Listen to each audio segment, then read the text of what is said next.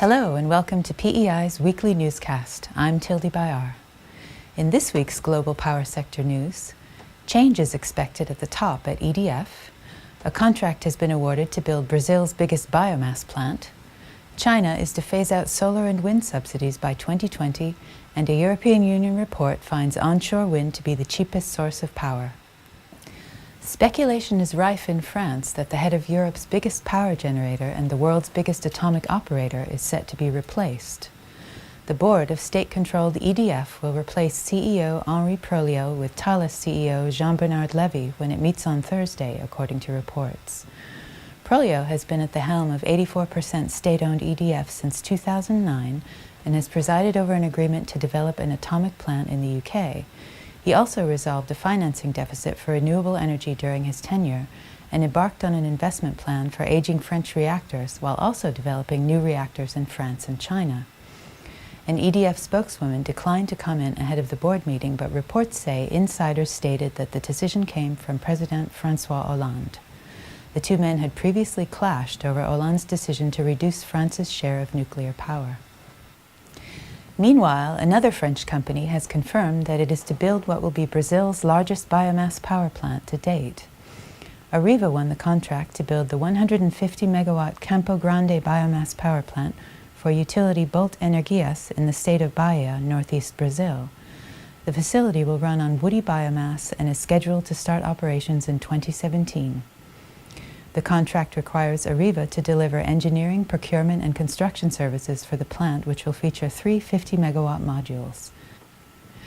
China is set to dramatically reduce its subsidy support for solar and wind power within the next 6 years, previews of the nation's newest 5-year energy plan show.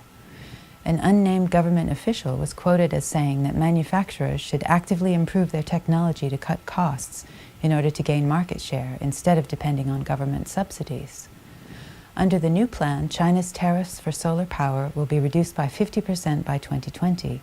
Wind power tariffs will also be cut sharply. At the same time, the new plan would increase China's solar capacity target to 100 gigawatts by 2020 and its wind capacity target to 200 gigawatts. Commentators have warned that the aggressive new targets, coupled with the planned reduction in state support, could result in a building boom of economically unviable solar and wind power plants.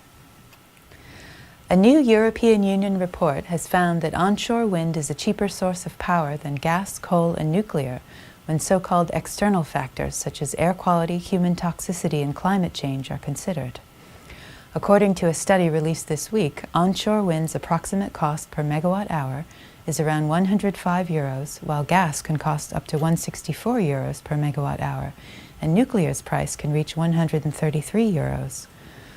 Coal comes in as potentially the costliest technology at 162 to 233 euros per megawatt hour. Solar photovoltaics costs around 125 euros per megawatt hour, while offshore wind's cost comes to 186 euros per megawatt hour. Justin Wilkes, Deputy CEO of the European Wind Energy Association, said that renewables are regularly criticized for being too expensive and a drain on the taxpayer. He added that not only does the Commission's report show the alarming cost of coal, but it also presents onshore wind as both cheaper and more environmentally friendly. Finally, in this week's newscast, Saudi Arabian turnkey power solutions provider Altaka Global has partnered with the Saudi Electric Company to install a 95-megawatt temporary power plant that provides 100% of the city of Al-Kharj's power needs. The plant represents the country's largest independent power project to date, and Altaka said it was completed in just 22 days.